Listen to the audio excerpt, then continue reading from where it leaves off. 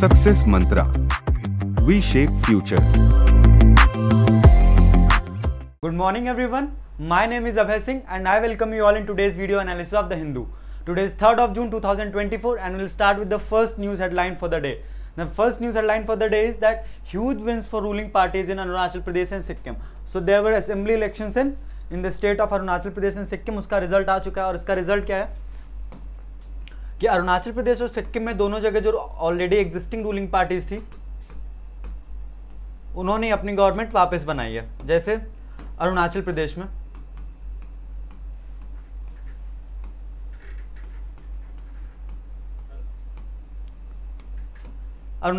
में 46 सीट्स मिली हैं, 46 out of 60। BJP has one 46 seats out of 60 in the state of Arunachal Pradesh, which means that BJP will form the government in the state of Arunachal Pradesh. And in Sikkim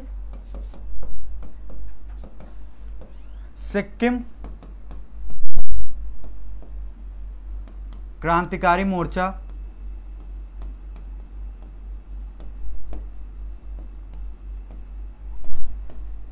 has won 31 out of 32 seats.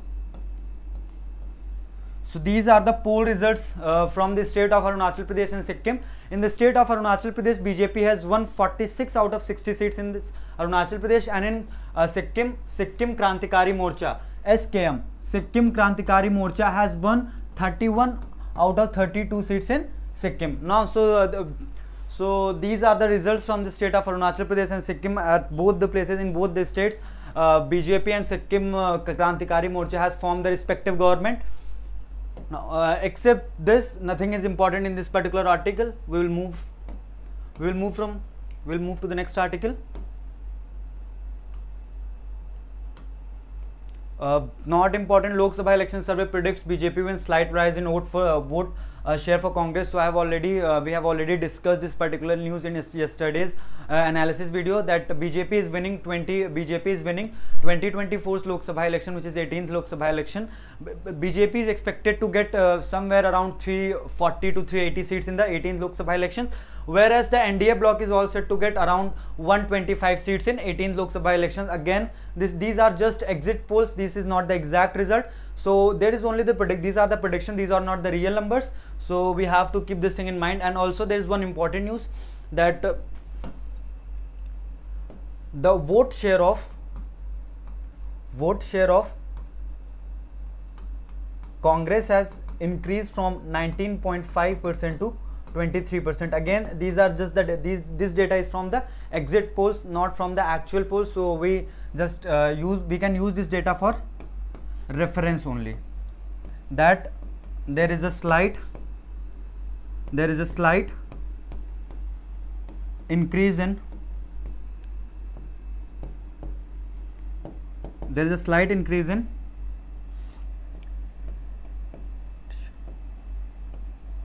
vote share. In 2019, Congress has a voting share of 19.6%, and in 2024 it is 23%. So there is a slight increase of 3.4% for Congress. So these are the results, not the result. This is the data from exit polls, which is released by different channels and platforms. We will move from this particular article. Now moving on.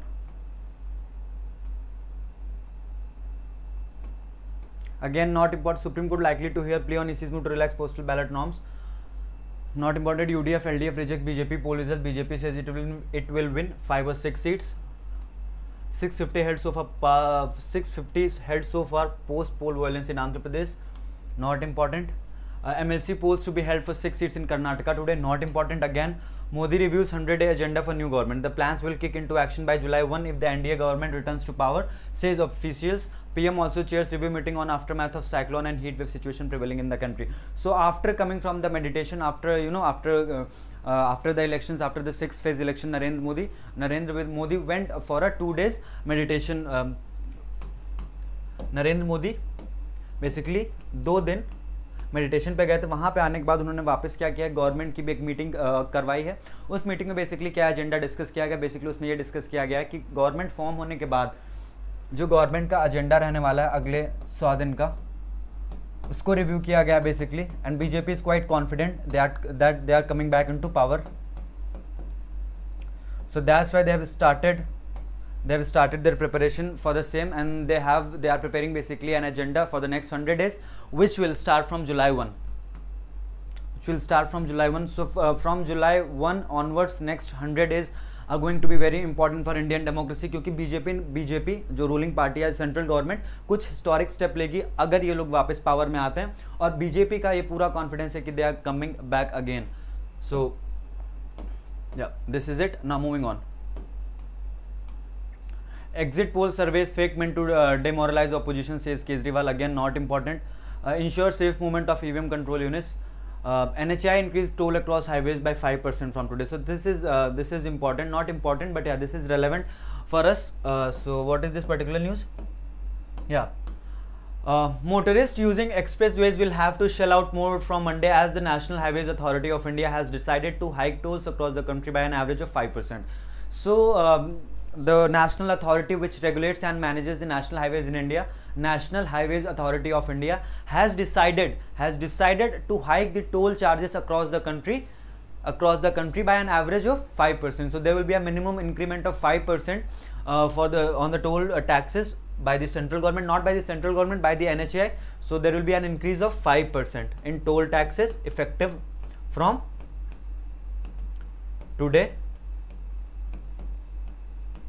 which is 3rd of June 2024.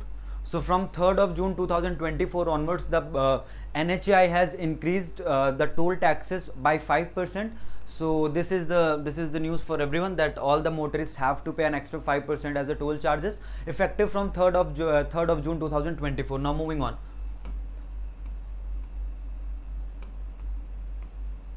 This whole page is dedicated to the election news. A leader who changed the BJP's fortune in Arunachal Pradesh. Common man's chief minister back second straight win in Sikkim. So Sikkim Krantikari Morcha. So basically in Sikkim, Mr. Prem Singh Tamang, who was the former chief minister, who was the sitting chief minister of Sikkim, is going to be the chief minister of Sikkim again. And in Arunachal Pradesh, Pema Khandu.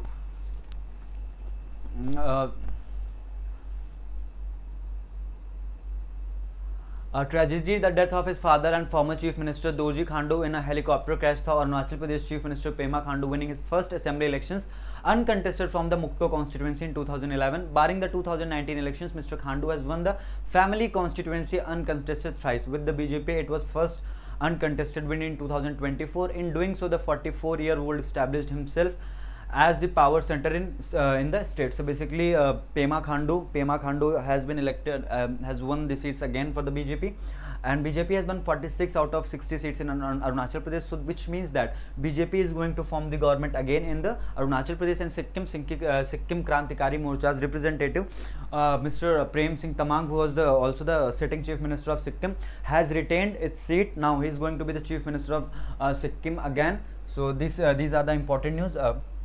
In Sikkim, we have SKM, Sikkim Krantikari Morcha, and Prem Singh Tamang. And in Arunachal Pradesh, it's BJP winning 46 out of 60 seats, and Mr. Pema Khandu, he is going to be the chief minister of Arunachal Pradesh again. Now moving on.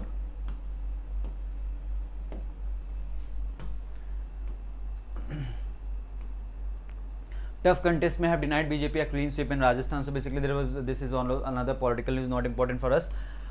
Madhya Pradesh reported over 5,000 heat stroke cases in May. So this is also not important for us because there is a heat wave across the India, and we cannot just collect the data from state to state because this is not going to serve any purpose. So what we can do is that we can look into like very brief period. हम लोग एक बहुत brief period के लिए basically क्या कर सकते हैं, हम लोग एक ब्रीफ पीरियड के लिए एक हीट वेव के कॉन्सेप्ट को एक साथ डील कर लेंगे. बाकी ये सारी जो हमारी अलग अलग फैक्चुअल इन्फॉर्मेशन आ रही है डिफरेंट स्टेट से कि राजस्थान में कितने केस रिपोर्ट हुए, मध्य प्रदेश में कितने हुए, यूपी में कितने हुए, ये हमारे लिए रेलेवेंट नहीं है. अगेन क्यों रेलेवेंट नहीं है, हो सकता है कि इन जर्नल इस टॉपिक की बहुत रेलेवेंस हो, but examination point of view से इस पर्टिकुलर टॉपिक की रेलेवेंस उतनी नहीं है कि आपसे एग्जैक्ट डेटा पूछने लगे.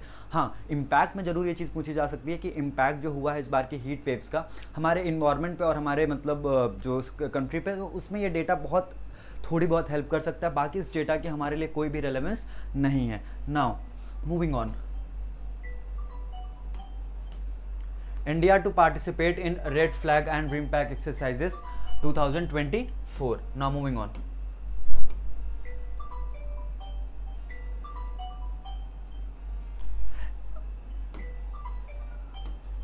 India to participate in red flag rim pack exercises. So basically this news is very important for us, and we're going to cover this particular news in detail.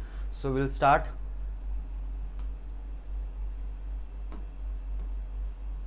The Indian Air Force and the Indian Navy are taking part in two-day mega multinational. The Indian Air Force IAF and Indian Navy are taking part in two-day mega multinational war games hosted by their US counterparts.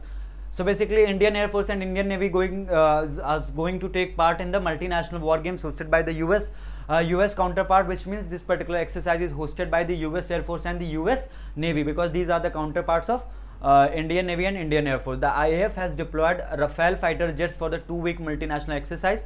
So now another important fact for us is that Indian Air Force has deployed Rafale fighter jets for the 2-week multinational air exercise Red Flag. So the name of air exercises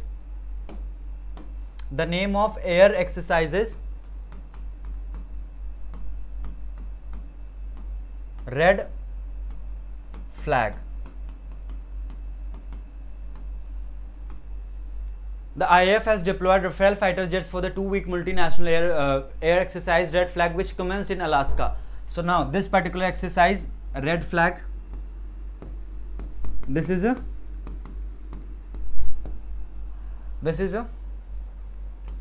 Air Force exercise. What is the venue? Alaska. And dates May 30 से start हो रही है. ठीक है. सो red flag से important जो red flag exercise थी, जो एयरफोर्स की एक्सरसाइज थी, उसके लिए हमारे पास क्या क्या इंपॉर्टेंट फैक्ट्स हैं कि इंडिया की तरफ से 2 रफेल जेट्स हैं जो इस पर्टिकुलर एक्सरसाइज में पार्टिसिपेट करेंगे. It is a multinational exercise. Now another important fact, this particular air exercise is called as red flag.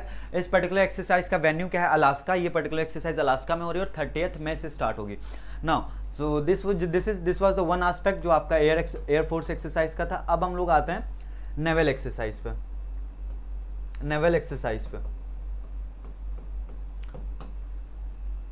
On the other hand, the Indian Navy is deploying the indigenous stealth frigate INS Shivalik for X-Rim Pack, scheduled to be held in Hawaii from June 25 to August 2. So now another important fact for us, we will just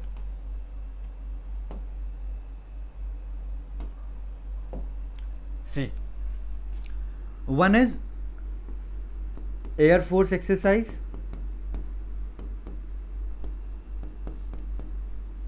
and another one is Naval Services exercise.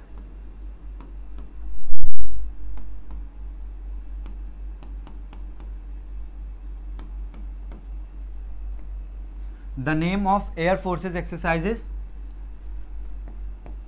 Red Flag.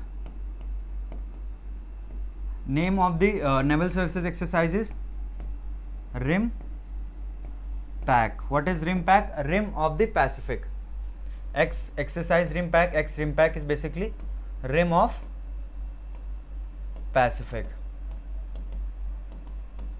इस particular exercise का venue क्या है? जो आपकी red flag exercise थी, इसका venue था आपका अलास्का. और जो आपकी एक्सरसाइज है नेवल एक्सरसाइज रिम पैक, इसका वेन्यू क्या है? हवाई. अब आते हैं जो इंडिया की तरफ से कौन सा फाइटर जेट पार्टिसिपेट कर रहा है इस एक्सरसाइज में? Rafale, Rafale, Rafale, RAFALE।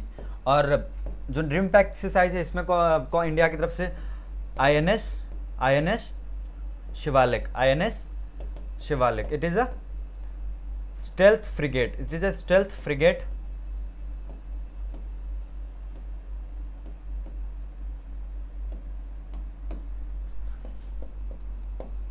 and this particular exercise will start from 30th May and this exercise will start from 25th June. So this is a kind of comparative chart for us, that what is the difference or what are these two exercises. So name of the Air Force exercise is red flag exercise and the name of the naval services exercise is rim pack exercise, X rim pack, which is rim of Pacific, exercise rim of Pacific. The venue for red flag exercise is Alaska, the venue for rim pack is Hawaii.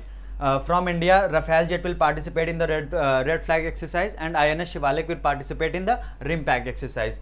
This particular exercise red flag will start from 30th of May 2024, whereas this particular exercise rim pack will start from 25th of June 2024. So अभी के लिए इस particular exercise इस news item में इतनी चीज़ें important हैं. Moving on.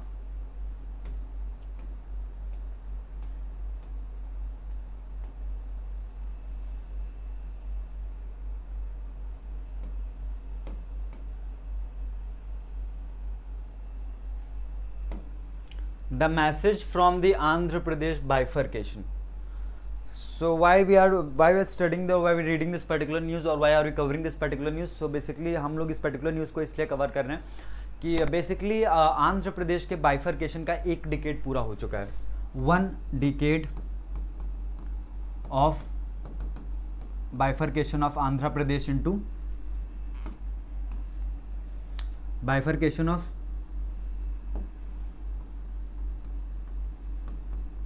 Andhra Pradesh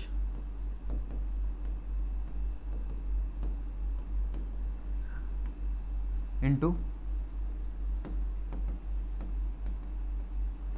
Andhra Pradesh and Telangana.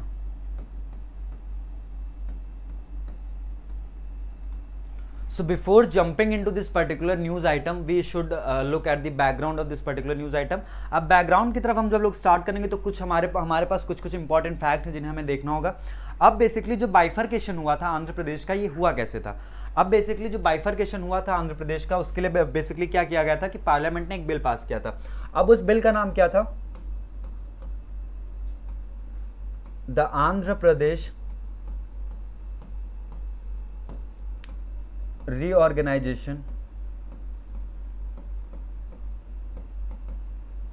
the Andhra Pradesh Reorganization Act of 2014. Now this particular act was constituted or passed by the Indian Parliament, and after the enactment of this particular act, the Andhra Pradesh Reorganization Act 2014, the state of Andhra Pradesh was divided into two separate states.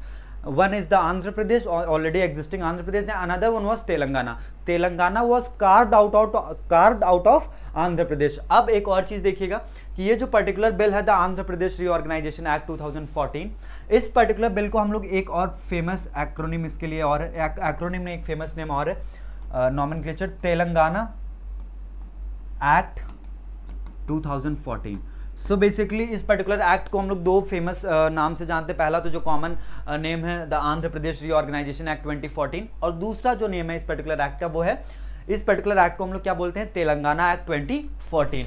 अब इस particular act के थोड़ा सा अगर हम लोग और history में जाएं तो इस एक्ट के लिए, इस एक्ट से रिलेटेड दो इंपॉर्टेंट इन्फॉर्मेशन है. अब वो दो इंपॉर्टेंट इन्फॉर्मेशन क्या है कि जो the Andhra Pradesh reorganisation act है जो आपका, ये लोकसभा से कब पास हुआ था? 18th of February 2024. और राज्यसभा में ये कब पास हुआ था? राज्यसभा में ये पास हुआ था 20th February 2024 को. और फाइनली प्रेसिडेंट से इसे असेंट कब मिले थे? साइन कब किया गया था?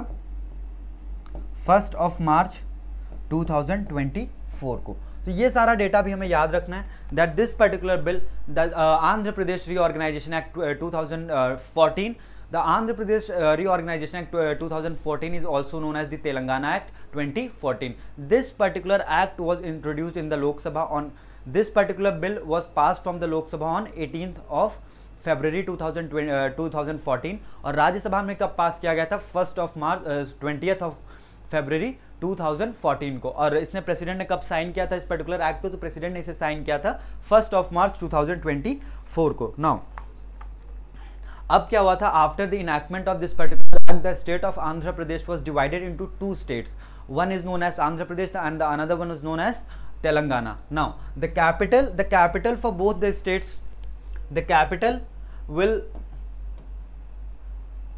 there will be a common capital for both the states, for both the states there is a common capital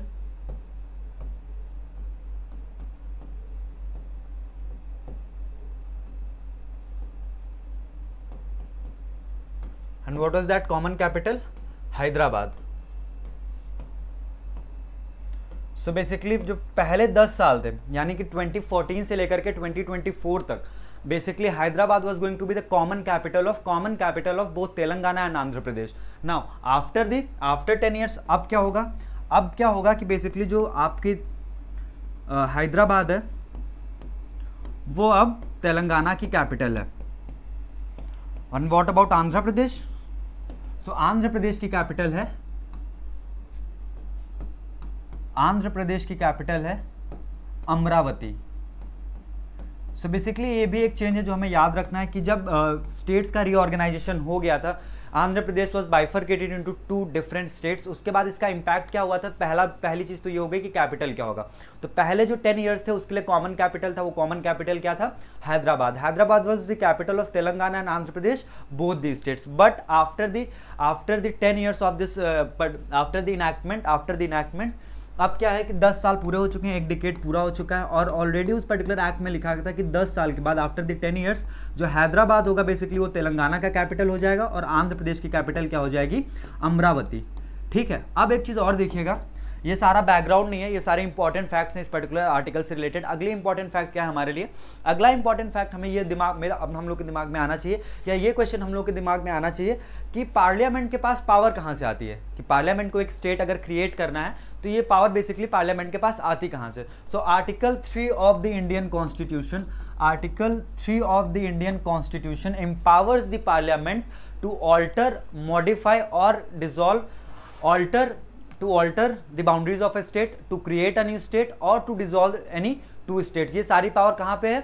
ये सारी की सारी जो पावर्स हैं पार्लियामेंट के पास आती हैं article 3 of the Indian constitution. Article 3 of the Indian constitution empowers the parliament to alter the existing boundaries of a state or to create a new state or to modify the boundaries of a state. This particular power is given in the article 3 of the Indian Constitution. Now we are going into this particular article. अब हम लोग इस article में जब जाएंगे तो हम लोग क्या क्या चीज़ें कवर करेंगे? पहला कि स्टेट इस बाइफरकेशन का इम्पैक्ट क्या पड़ा है। दूसरा लिंग्विस्टिक बेसिस पे हुआ था, मतलब लैंग्वेज वाइज हुआ था कि जो लोग एक कॉमन लैंग्वेज बोलने वाले लोग हैं वो एक जगह, तो लैंग्वेज ही का बेसिक जो बेसिस था इस पर्टिकुलर बाइफरकेशन का वो लैंग्वेज ही था। तो उस वजह से जो लैंग्वेज की वजह से बाइफरकेशन होता है उसका लॉन्ग टर्म इम्पैक्ट क्या रहेगा, और इंडिया में कितने ऐसे स्टेट्स हैं जो लिंग्विस्टिक बेसिस पे बाइफरकेशन की डिमांड कर रहे हैं कि हमारे यहाँ पे लैंग्वेज के बेसिस पे बाइफरकेशन होना चाहिए, एक स्टेट में 2 स्टेट बनाए जाने चाहिए। ठीक है, तो ये सारी चीज़ें हम लोग अभी डील करेंगे और इस पर्टिकुलर एग्जाम्पल को, इस पर्टिकुलर सिचुएशन को, माफ़ कीजिएगा, इस पर्टिकुलर सिचुएशन को हम लोग क्या करेंगे, एक प्रिजम्पशन की नॉट प्रिजम्पशन, एक एग्जाम्पल की तरह देखेंगे कि इसका इम्पैक्ट क्या होता है जब लिंग्विस्टिक बेसिस पे हम किसी स्टेट को डिवाइड करते हैं। Now moving on,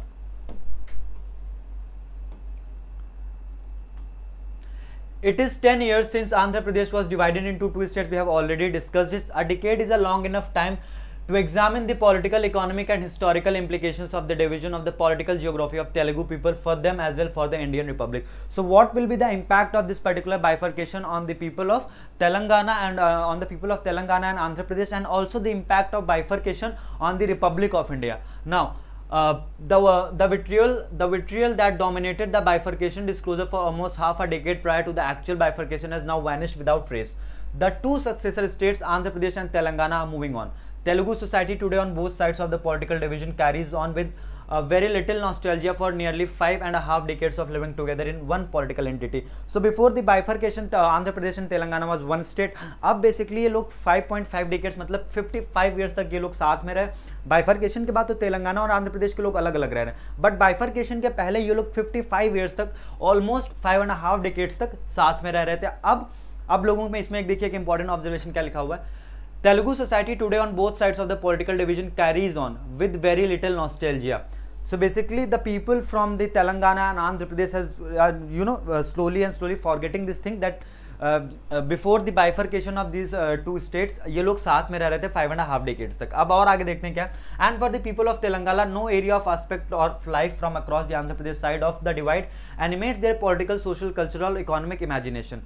This is puzzling for two reasons. These two reasons were under different political authorities for only about 150 years. So basically क्या था कि ये जो दोनों के दोनों reasons हैं, तेलंगाना और आंध्र प्रदेश, ये अलग अलग इन पे जो पॉलिटिकल अथॉरिटीज़ थी या जो इन पे कंट्रोल था वो अलग अलग मतलब लोगों का था या अलग अलग कंट्रोल में थे दोनों एरियाज. फिर क्या हुआ, before the Nizam gave away the coastal district and the ceded district that came to be called Rayalaseema to the European power. Historically they were ruled from Golconda and Hyderabad for a long time and they were together again since 1956. So basically 1955 तक क्या था कि ये जो दोनों states थे ये अलग अलग थे.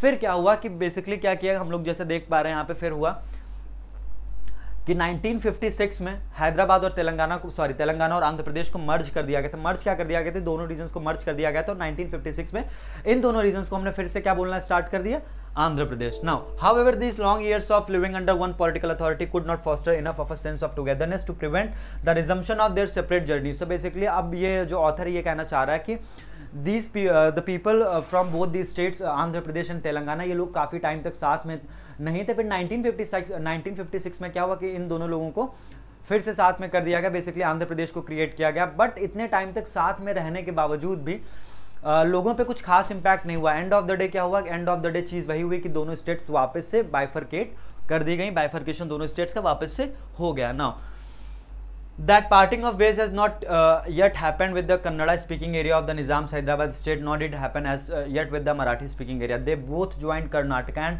Maharashtra states respectively after the linguistic reorganization of the states. So basically क्या हुआ कि इतने टाइम तक साथ रहे, उसका कुछ इम्पैक्ट नहीं हुआ. सो इन लोगों ने फिर क्या किया कि मतलब बाद में बाइफरकेशन हो ही गया. अब देखिए एक इंपॉर्टेंट न्यूज़ इसमें और है, एक इंपॉर्टेंट एस्पेक्ट इस पर्टिकुलर न्यूज़ में और है. The question arises therefore whether the shared vision of the Telugu elites from both the regions, Madras Presidency and Hyderabad states for unity on the basis of language is frailer. Frailer का मतलब क्या होता है, frailer means weak. Now, for regional economic disparities, linguistic divergence, lifestyle differences and variations in political culture are more or less the same in all the three linguistic groups across the geographies of the presidency and Hyderabad state. As of now, it is only the unity of Telugus based on the language that has come unstruck. Are the other linguistic states likely to meet the same fate in years or decades to come? So basically, author ने एक question भी important question raise किया है कि तेलंगाना में क्या हुआ कि end of the day bifurcation हो ही गया और वहाँ के लोग ऐसा चाहते भी थे. बट लैंग्वेज के बेसिस पे बहुत सारी कम्युनिटीज़ हैं ऐसी इंडिया में, या बहुत सारे लोग ऐसे हैं जो एक स्टेट में रह करके लैंग्वेज के बेसिस पे ये चाह रहे हैं कि उनका भी बाइफरकेशन किया जाए, उन्हें भी सिसीड कर दिया जाए उस पर्टिकुलर स्टेट से. सो क्या ऐसा बाकी सारे स्टेट्स में भी होगा जैसा तेलंगाना में होगा? This is the very important question which is raised bye the author of this particular article. अब ये क्वेश्चन इतना इंपॉर्टेंट क्यों हमारे लिए, ये क्वेश्चन हमारे लिए इसलिए इतना इंपॉर्टेंट है कि इंडिया में डाइवर्सिटी बहुत है, अलग अलग लैंग्वेजेस बोलने वाले, अलग अलग रिलीजन, अलग कास्ट, अलग कम्युनिटीज, तो बहुत सारे तरीक़ों से डाइवर्सिटी हमारी कंट्री में बहुत है. बट अगर हम लोग हर तरीके की डाइवर्सिटी को एक्नॉलेज करके अगर स्टेट को डिवाइड करते चले जाएंगे तो फिर क्या होगा कि हमारे पास अभी 28 स्टेट्स हैं, पर फिर पता लगा कि हमारे पास 100-150 स्टेट हो गए. क्यों? क्योंकि हम हर जगह ऐसा नहीं कर सकते कि कोई भी कम्युनिटी या स्टेट अगर लैंग्वेज के बेसिस पर डिमांड कर रहा है कि उन्हें बाइफरकेट कर दिया जाए तो हम उन्हें बाइफरकेट कर दें. इससे हमारी कंट्री की डाइवर्सिटी पे भी फ़र्क पड़ेगा. और जैसे डाइवर्सिटी पे क्यों फ़र्क पड़ेगा, जैसे अभी जो जितना ज़्यादा वी कैन मिंगल कर सकते हैं, फिर वो मिंगल करने का मतलब ये कि बैठ के बातचीत कर सकते हैं, या मतलब जो सिविल रहने की बात होती है ना कि सिविल रहना चाहिए, वो चीज़ हम कर सकते हैं. बट अगर हम लोग बाइफरकेशन कर देंगे तो उस बाइफरकेशन से क्या होगा कि वो छोटे छोटे पॉकेट्स बन जाएंगे कि इस लैंग्वेज को बोलने वाले लोग सिर्फ इस रीजन में रहते हैं, इस लैंग्वेज को बोलने वाले लोग सिर्फ इस रीजन में रहते हैं. सो सेंस ऑफ टुगेदरनेस वाली जो फीलिंग होती है वो बेसिकली मिसिंग हो जाएगी. फिर वो जो नेशन का कॉन्सेप्ट होता है उसके लिए भी ये चीज़ खतरनाक है. ठीक है, नाउ मूविंग ऑन. अब आंध्र प्रदेश पे इसका क्या इम्पैक्ट हुआ, डेमोक्रेसी में, डेमोक्रेसी बेसिकली इंडिया की डेमोक्रेसी है, सो बेसिकली डेमोक्रेसी में जब स्टेट का किसी बाइफर्केशन होता है तो उसका क्या इम्पैक्ट होता है वो भी हमें देखना होगा।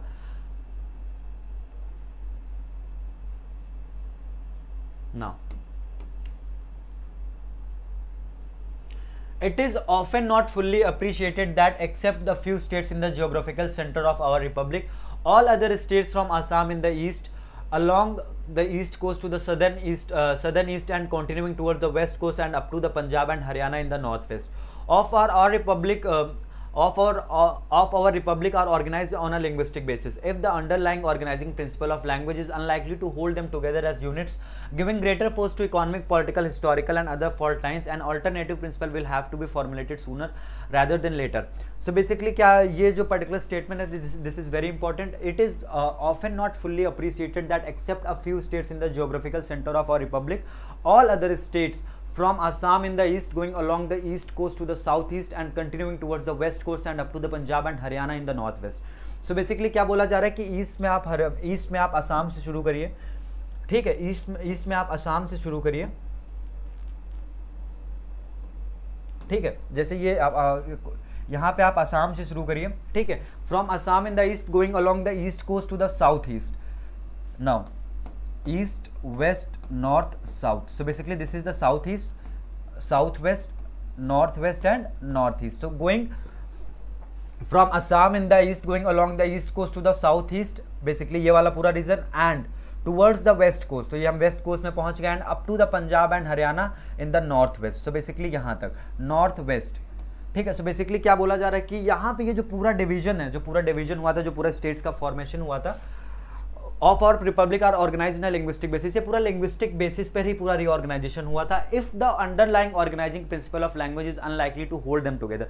सो बेसिकली इसमें एक चीज और बोली जा रही है कि जो बाइफर्केशन जो स्टेट्स का रीऑर्गेनाइजेशन हुआ था वो लैंग्वेज के बेसिस पे ही हुआ था, ठीक है. अब जब स्टेट्स का बाइफर्केशन लैंग्वेज के बेसिस पे हुआ था और ये चीज भी वहाँ के लोगों को साथ में नहीं रख पा रही है, यानी कि जो सेम लैंग्वेज स्पीकिंग लोग हैं उन्हें एक जगह पे रखा गया था, ठीक है. जैसे पंजाब में पंजाबी बोलने वाले लोग रह रहे हैं, ठीक है. अब जैसे अब अगर ये चीज़ भी उन्हें साथ में जोड़ के नहीं रख पा रही है, तो बेसिकली ये ऑथर ये क्वेश्चन करना चाह रहा है फिर क्या ऐसी चीज़ है जो उन्हें साथ में जोड़ के रख सकती है.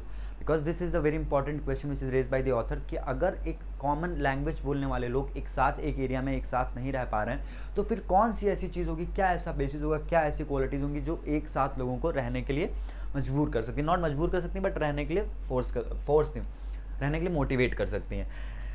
Indian Republic can not avoid this question for long. So basically एक जो सबसे लास्ट इंपॉर्टेंट एक ऑब्जर्वेशन है वो ये है ऑथर का कि जो इंडियन रिपब्लिक है, बेसिकली इंडियन डेमोक्रेसी, इस क्वेश्चन को बहुत टाइम तक डिच नहीं कर सकती या बहुत टाइम तक क्या इग्नोर नहीं कर सकती या इग्नोरेंस में नहीं रह सकती इस पर्टिकुलर क्वेश्चन को लेकर के. कभी ना कभी तो हमें इस क्वेश्चन का आंसर ढूंढना ही पड़ेगा कि जब लैंग्वेज उन्हें साथ में नहीं रख पा रही हो तो फिर क्या उन्हें साथ में रख पाएगा. Size when translated into the number of seats in the central legislature might eventually be a point of friction among the units of a republic because representation in the form of numbers determines the distribution of political power. So basically ये क्या बोला जा रहा है कि किसी भी democracy में सबसे इंपॉर्टेंट क्या होते हैं, नंबर्स.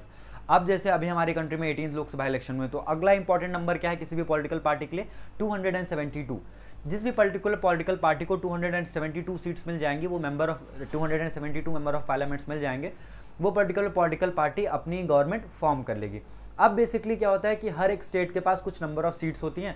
अब उस पर्टिकुलर सीट्स, जैसे उत्तर प्रदेश में there are 80 seats of Lok Sabha, Maharashtra में 42.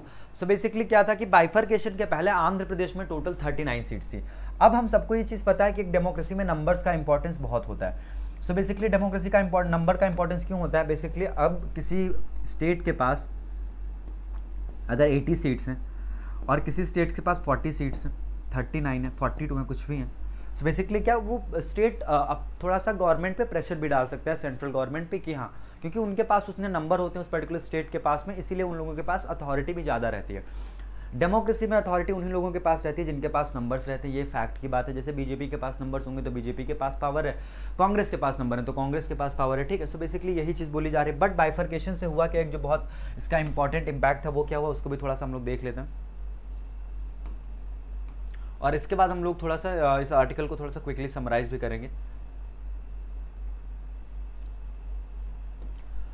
अब जो आपका सदर्न इंडिया का पार्ट है, सदर्न इंडिया के पार्ट में Andhra Pradesh was the state with the maximum number of Lok Sabha seats. Andhra Pradesh से ज्यादा किसी भी स्टेट्स के पास लोकसभा सीट्स नहीं थी। आंध्र प्रदेश के पास टोटल कितनी सीट्स थी? आंध्र प्रदेश के पास टोटल 42 सीट्स थी, ठीक है, before the bifurcation.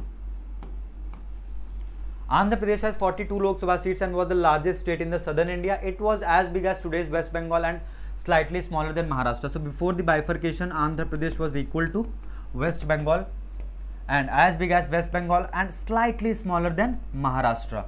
It could carry significant clout in the national political equation, but now with a mere 25 seats, it is smaller than Tamil Nadu, which has 39 seats, and Karnataka, that has 28 seats. So before the bifurcation, Andhra Pradesh was the largest state in the southern India. क्यों? क्योंकि आंध्र प्रदेश के पास total कितनी seats थी? 42 seats थी। But bifurcation के बाद क्या हुआ कि आंध्र प्रदेश के पास सिर्फ कितनी सीट्स बची हैं? 25। After the bifurcation Andhra Pradesh has only 25 seats. अब बाइफर्केशन के पास now Andhra Pradesh is the third largest seat holder in the southern India. अब क्या हो गया कि आंध्र प्रदेश के पास 25 सीट्स हैं, पहले 42 थी, तो कितना डिक्रीज हुआ? 17 सीट्स। अब बेसिकली जो पहले आंध्र प्रदेश सबसे बड़ा था, अब बेसिकली वो तमिलनाडु और कर्नाटका से छोटा हो गया। कैसे? तमिलनाडु के पास टोटल कितनी सीट्स हैं? 39, और कर्नाटका के पास कितनी टोटल सीट्स हैं? 28, और आंध्र प्रदेश के पास टोटल कितनी सीट्स हैं? 25। सो बेसिकली पहले जो कंट्री स्टेट फर्स्ट पे था नंबर ऑफ सीट्स के मामले में, बाइफर्केशन के बाद वो पर्टिकुलर स्टेट थर्ड नंबर पे आ गया। Telangana with 17 seats is smaller than Kerala. अब तेलंगाना के पास कितनी सीट्स पहुंच गई? तेलंगाना के पास जो रिमेनिंग 17 सीट्स थी वो तेलंगाना के पास पहुंच गई, और Telangana is at 5th place, is smaller than Kerala, thus becoming 5th in the pecking order in the south. So basically पहले हायरार्की क्या थी नंबर ऑफ सीट्स के बेसिस पे? पहले हायरार्की थी कि नंबर 1 पे था आपका आंध्र प्रदेश, सेकंड नंबर पे था तमिलनाडु, और थर्ड पे था कर्नाटका।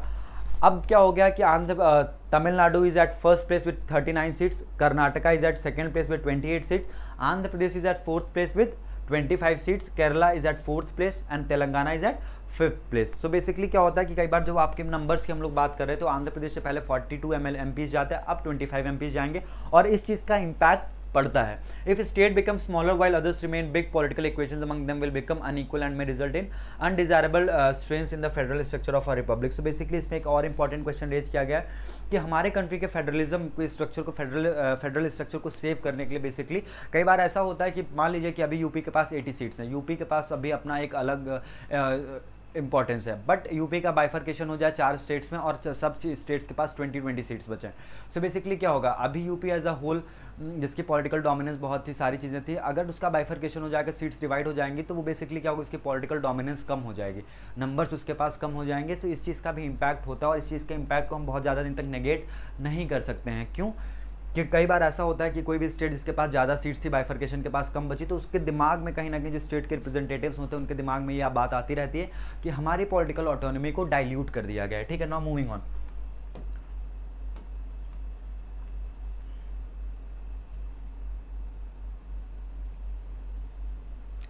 अब इन सब चीज़ों का इम्पैक्ट क्या होगा दोनों स्टेट्स पे, वो सारी चीज़ें डिस्कस की गई हैं, that is not important for us. हमारे लिए जो चीज़ें इंपॉर्टेंट थी कि कैसे बाइफर्केशन हुआ, किस डेट को बाइफर्केशन हुआ, कितने साल के लिए कैपिटल कॉमन थी, अब कैपिटल क्या क्या हैं, और कौन सा एक पर्टिकुलर आर्टिकल है जो पार्लियामेंट को एम्पावर करता है बाइफर्केशन के लिए, हम लोग ये सारी चीज़ें डिस्कस कर चुके हैं। अब इस पर्टिकुलर आर्टिकल में कुछ भी नहीं बचा है डिस्कस करने के लिए। We will move to the next article which is related to the forsaken marginalized and forgotten. So basically this particular article is related to the representation of minority communities in the Lok Sabha elections, and there is a data to compare. We will compare the data from the different Lok Sabha elections to see exactly what's happening with the minorities in India.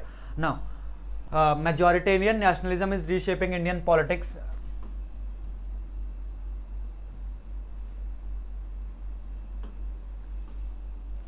Majoritarian nationalism is reshaping Indian politics.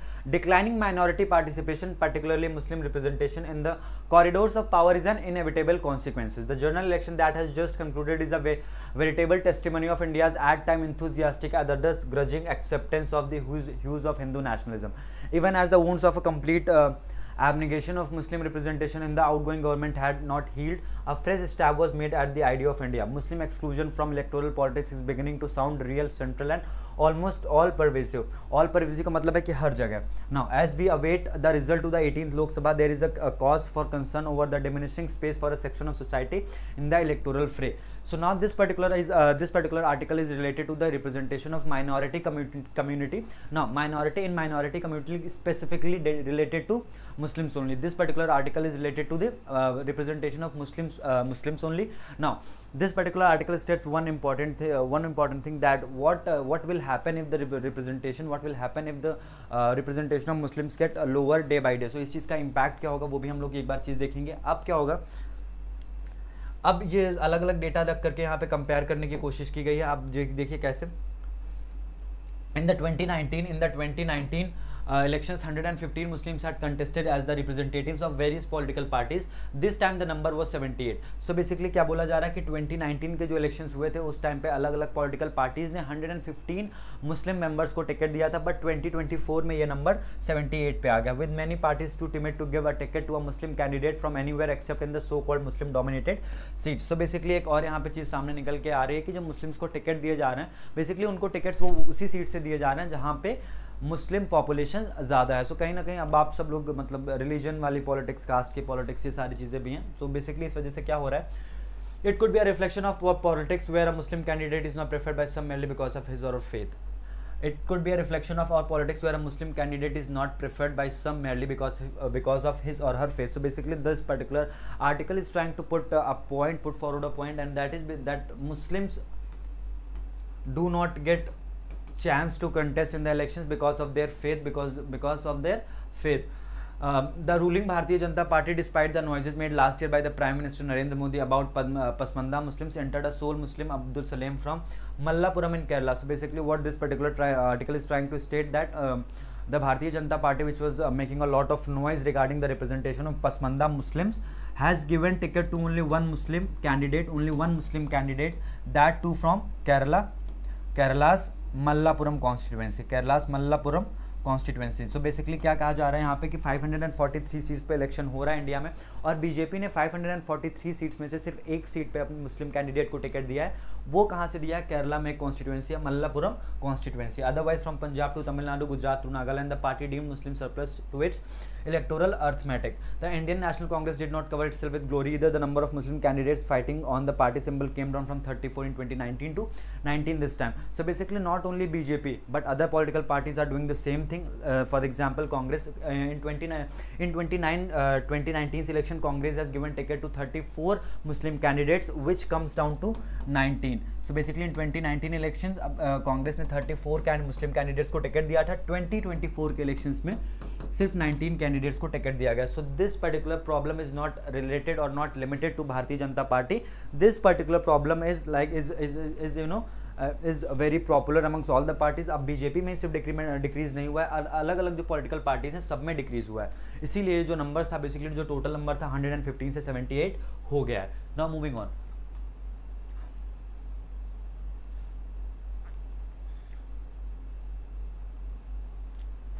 The party wants Muslim votes, not Muslim candidates. Mr. Khan could as well have been speaking for the most non-Bharatiya Janata Party parties. The Samajwadi Party, often criticized for being Muslim and Yadav representatives, fought on 62 seats but put up only 4 Muslims in the state, whereas Muslim comprise 19% of the population.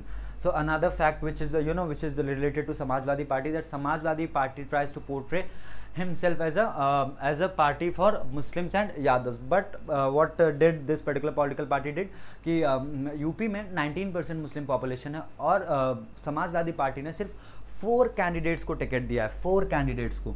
और UP में total seats कितनी है? अब एक छोटी सी maths देखते हैं कि इसका इम्पैक्ट क्या होता है. जैसे यूपी में टोटल सीट्स कितनी है? 80. अब इसमें से समाजवादी पार्टी 62 सीट्स पे है. 62 सीट्स में से सिर्फ 4 कैंडिडेट्स मुस्लिम है, विच मीन्स 6.66%. मुस्लिम पॉपुलेशन का रिप्रेजेंटेशन कितना है यूपी में? 19%. अब देखिए ये चीज़ थोड़ा सा ये फैक्ट रहता है कि 19% पॉपुलेशन को रिप्रेजेंट करने के लिए सिर्फ 4 कैंडिडेट्स को एक पर्टिकुलर पॉलिटिकल पार्टी ने टिकट दिया है। सो हम लोग ये चीज़ कैसे कह सकते हैं कि ये जो रिप्रेजेंटेशन की बात है, माइनॉरिटीज़ के रिप्रेजेंटेशन की बात है, ये पर्टिकुलर प्रॉब्लम किसी एक पार्टी से रिलेटेड है। कांग्रेस ने भी टिकट्स कम दिए, 35 से 19 हो गया नंबर। बीजेपी ने सिर्फ एक कैंडिडेट को टिकट दिया है, समाजवादी पार्टी ने 4 कैंडिडेट्स को टिकट दिया 62 सीट्स पे, जबकि पॉपुलेशन 19% है। तो मिनिमम 19% के हिसाब से देखें कि जितना रिप्रेजेंटेशन है उतने कैंडिडेट्स, तो बेसिकली मिनिमम 13-14 सीट्स पे देना चाहिए था। बट अगेन ये प्रॉब्लम थोड़ा सा परसिस्टेंट है। अब क्या, likewise the Rashtriya Janata Dal in Bihar fielded only 2 Muslim candidates, however its ally the Congress did give tickets to Muslim candidates from Katihar and Kaiserganj and Kishanganj. So basically Rashtriya Janata Dal RJD in Bihar has given tickets only to 2 Muslim candidates. अब basically यही सारा data इसमें compare किया गया है कि अलग अलग टाइम पे कैसे कैसे अलग अलग स्टेट्स में कम मुस्लिम कैंडिडेट्स को टिकट दिया गया। All this is a far cry from the heydays of the 1980s when Muslims enjoyed a sizable slice of the electoral cake. In 1980 there were 49 Muslim MPs in the Lok Sabha. In 1984 there were 46. The BJP was just born in 1980 and had only 2 Lok Sabha MPs in 1984. As the party fortunes rose in ensuing elections, the fortunes of the largest minority went into parallel decline, finishing with only 23 MPs in 2014. There was a token increase from 3 in 2019, and a number that seems difficult to attain this time in the light of the drastic fall in the number of Muslim candidates. The Muslim MPs faced with the prospect of gradual elimination. Muslim brings up a little over 14% of India's population. The community share in Lok Sabha has been under 6%. Now, this is the last important paragraph, and what this particular paragraph is talking about, that during 1980s there was the Muslims have the sizable representation in Muslim community has a sizable representation in parliament. Like in 1984, like in the 1980s election, there were 49 Muslim MPs. तो 1980 में 49 Muslims थे parliament में, 1984 में 46 हो गए। So basically 1980s और 1990s का जो टाइम था उसमें मुस्लिम कम्युनिटी जो माइनॉरिटी में उनको काफ़ी ठीक ठाक रिप्रेजेंटेशन मिल रहा था। बट फिर उसके बाद over the period of time वो नंबर कम होता चला गया। जैसे कि 2014 में जो इलेक्शन हुआ था उसमें सिर्फ 23 मेंबर ऑफ पार्लियामेंट से थे। अब अगर हम लोग 1984 से कंपेयर करें, 1984 में इंडिया में 46 मेंबर ऑफ पार्लियामेंट थे मुस्लिम कम्युनिटी से, जो 2014 में कितने हो गए, 2014 में हो गए ये 23। सो बेसिकली क्या हुआ है 30 साल में, 3 डिकेड में ये हुआ है कि इनका नंबर माइनॉरिटीज़ का 46 से 23 हो गया, which is the reduction of 50%। Now moving on, अब क्या हुआ है कि 23 से 2014 में, 2019 में एक स्लाइट इंक्रीज़ हुआ था, 2019 में स्लाइट इंक्रीज़ हुआ था, 26 MPs हो गए थे। बट फिर देन अगेन 2019 का जो इलेक्शन था उसमें टोटल 115 मुस्लिम कैंडिडेट्स को फील्ड किया गया था डिफरेंट पॉलिटिकल पार्टीज में। बट 2024 के इलेक्शंस में सिर्फ 78 कैंडिडेट्स ही हैं। सो बेसिकली इस बार सीट्स और कम होने वाली हैं। अब बेसिकली हमें एक चीज़ और देखनी है कि इंडिया की जो टोटल पॉपुलेशन है इसमें मुस्लिम कम्युनिटी का रिप्रेजेंटेशन है 14% का। सो बेसिकली ये पर्टिकुलर आर्टिकल ये कहने की भी कोशिश कर रहा है कि अगर उस कम्युनिटी का टोटल रिप्रेजेंटेशन 14% का है तो मेंबर ऑफ पार्लियामेंट्स इनकी तरफ से 14% क्यों नहीं जा रहे हैं। अब मेंबर ऑफ पार्लियामेंट्स को मतलब किसी भी आदमी को पार्लियामेंट में जाने के लिए क्या करना होगा, इलेक्शन कंटेस्ट करना होगा। इलेक्शन आप इंडिपेंडेंट भी कंटेस्ट कर सकते हैं, बट जब आप किसी पॉलिटिकल पार्टी से लड़ते हैं तो उसका इम्पैक्ट एक अलग होता है। बट पॉलिटिकल पार्टीज़ क्या कर रही हैं, जब टिकट ही नहीं दे रही हैं तो कैंडिडेट्स करेंगे क्या करेंगे कैंडिडेट्स। अगर पॉलिटिकल पार्टीज टिकट नहीं देंगे फिर आप चाह के भी चुनाव कैसे लड़ेंगे। सो ये सारी प्रॉब्लम्स हैं। अब ये जो सारी की सारी प्रॉब्लम्स हैं पॉलिटिकल पार्टी सेंट्रिक प्रॉब्लम्स हैं, इसीलिए इस प्रॉब्लम को हम यहीं पे छोड़ के अब आगे बढ़ेंगे।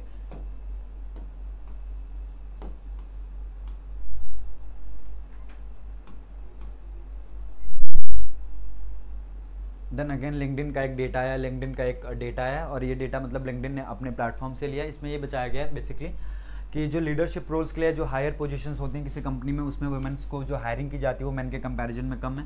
यही डेटा है। फिर आगे हम लोग और बढ़ेंगे, टेक्स्ट पे आएंगे हम लोग, या टेक्स्ट एंड कॉन्टेक्स्ट पेज पे, nothing important at this particular page. फिर इंटरनेशनल आस्पेक्ट में भी हमारे लिए अभी कुछ इंपॉर्टेंट नहीं है। द मनी वाइज, अब मनी वाइज में देखते हैं क्या इंपॉर्टेंट है, कुछ भी नहीं। Update services silent companion in the background of factories airports not important ना। Moving on, TVS looks to reclaim a decades-old legacy for foraying into EMS space, not important. Again, The Hindu, international news पे हम लोग आ रहे हैं। China ready to forcefully stop Taiwan independence. Chinese Defense Minister Dong Jun warned on Sunday his military is ready to forcefully stop Taiwan independence, but called for greater exchanges with the United States. The remarks at an annual security forum in Singapore followed the first substantive face-to-face talks in 18 months between the two countries' defense chiefs. We have always been open to exchanges and cooperation, but this required both sides to meet each other halfway. Mr. Dong told the Shangri-La Dialogue where he met with the US Defense Secretary Lloyd Austin on Friday. We believe that we need more exchanges precisely because there is a differences between our two militaries. The Chinese People's Liberation Army has always been an indestructible and powerful force in the defense of the unification of the motherland, and it will act resolutely and forcefully at all times to curb the independence of the Taiwan and to ensure that it never succeed in its attempts. Mr. Dong told that forum on Sunday. Now, so basically क्या कहा जा रहा है कि अब basically China wants to claim Taiwan, वो basically Taiwan को अपने आप में मिलाना चाह रहे हैं। इसके लिए उन्होंने एक स्टेटमेंट भी दिया है सांग्रीला डायलॉग में, सिंगापुर में जो हो रहा है सांग्रीला डायलॉग, कि हम लोग जो चाइना की मिलिट्री है दैट इज़ ऑलवेज रेडी, वो लोग किसी भी टाइम पे जिस टाइम पे चाहेंगे उस टाइम पे ताइवान को वो लोग फोर्सफुली या ताइवान के इंडिपेंडेंस को प्रोटेक्ट करेंगे। किससे? यूएस से। यूएस का डोमिनेंस काफ़ी बढ़ता जा रहा है बेसिकली, इसलिए भी बोला गया है कि जो चाइना की थोड़ा सा डायलॉग्स, थोड़ा सा कम्युनिकेशन की और ज़रूरत है यूएस और चाइना के बीच में। दूसरी जो इंपॉर्टेंट न्यूज़ है वो साउथ अफ्रीका से रिलेटेड है कि जो 1994 से एक पर्टिकुलर पॉलिटिकल पार्टी जो साउथ अफ्रीका के पूरी पॉलिटिक्स को देख रही थी, जिसका नाम था अफ्रीकन नेशनल कांग्रेस, इसी पर्टिकुलर पॉलिटिकल पार्टी को बिलोंग करते थे Nelson Mandela. Nelson Mandela was the last foreigner to get the Bharat Ratna, ये एक फैक्ट था नेल्सन मंडेला से जुड़ा हुआ। अगेन अब जो अफ्रीकन नेशनल कांग्रेस पार्टी है 1994 से लेकर के 2024 तक, ये जो लास्ट 3 डिकेड था इस पर्टिकुलर पॉलिटिकल पार्टी ने रूल किया, बट 2024 में जो इलेक्शंस हुए इसमें उस पर्टिकुलर पॉलिटिकल पार्टी को सिर्फ 40.2% सीट से मिली हैं। तो इस वजह से ये लोग क्या करना चाह रहे हैं बेसिकली, अभी this ANC is trying to, African National Congress is trying to formulate a government by taking support from few other political parties. तो अभी ये सारी जोड़ तोड़ की कोशिश वहाँ पे चल रही है, बट अगेन देखते हैं इसका इम्पैक्ट क्या होता है, चीज़ें होती कैसे हैं। अब डोनाल्ड ट्रंप का भी एक स्टेटमेंट आया। तो Donald Trump became the first ex president of United states of America जिन्हें किसी फेलनी में कन्विक्ट किया गया है। हैश मनी का यूज़ किया था इन्होंने 2016 के इलेक्शंस को इम्पैक्ट करने के लिए। सो बेसिकली इसमें इंपॉर्टेंट न्यूज़ ये है कि ट्रंप का एक स्टेटमेंट आया कि अगर उनको इम्प्रिजनमेंट होती है, अगर उनके कन्विक्शन के टाइम पे उनको इम्प्रिजनमेंट होती है, तो पूरे यूएस में जो उनके सपोर्टर्स हैं वो थोड़ा सा डिस्टर्ब फील करेंगे। अब स्पोर्ट्स सेक्शन पे हम लोग आते हैं। स्पोर्ट्स सेक्शन में अगेन हमें बहुत सिलेक्टिव होना पड़ेगा, जैसे क्रिकेट की न्यूज़ जो चल रही है प्रैक्टिस सेशंस वगैरह से रिलेटेड है, नॉट इम्पॉर्टेंट। अगेन एक इम्पॉर्टेंट न्यूज़ है चेस से रिलेटेड है। क्रिकेट से हम लोग को अब वो टाइम आ गया, एग्जैक्टली वो टाइम आ गया है कि जब हम लोग को क्रिकेट से थोड़ा आगे बढ़ने की ज़रूरत है, क्योंकि इंडिया सच में बाकी से स्पोर्ट्स में भी अब अच्छा परफॉर्म करना शुरू कर दिया। जैसे कि अभी एक न्यूज़ है, अब इस पर्टिकुलर न्यूज़ में क्या है, एक इंपॉर्टेंट चीज़ है कि इंडिया के एक बहुत ही फेमस चेस प्लेयर है मिस्टर रमेश बाबू परागनंदा।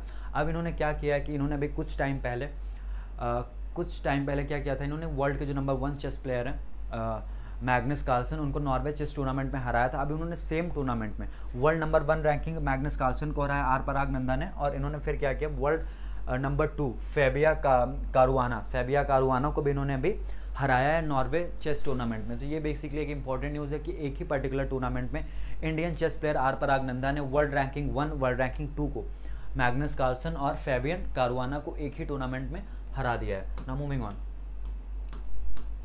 अब आज के न्यूज़पेपर में इससे के अलावा कुछ भी इंपॉर्टेंट नहीं है।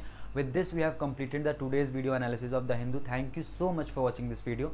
अगर आप लोगों को कोई भी कहीं पे कुछ भी दिक्कत होती है then do punch in your questions, we are always there to help you. Thank you so much, thank you.